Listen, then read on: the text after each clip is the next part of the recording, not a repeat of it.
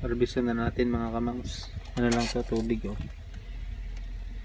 Tubig lang. Yung kanyang mga ugat, ang laki na oh. Tubig lang yan. Bawasan na natin. Ito. Bawas na tayo. Bumili kasi ako nyan sa Pinoy store. Ngayon, nilagay ko dito. Hydroponics. Although ginawa ko na ito nung una.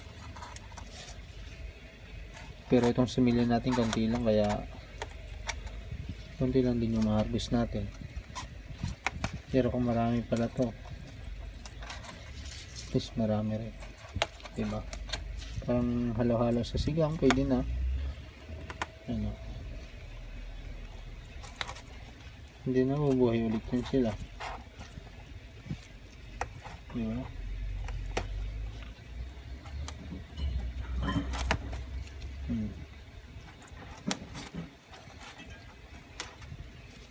So pakinabangan na natin mga kamangs. So, pero hindi ganun kataba to ngayon. Nung nauna ko ang tataba talaga.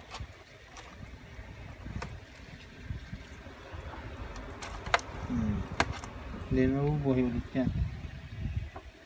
Ayan sila. Ito yung nakuha natin oh.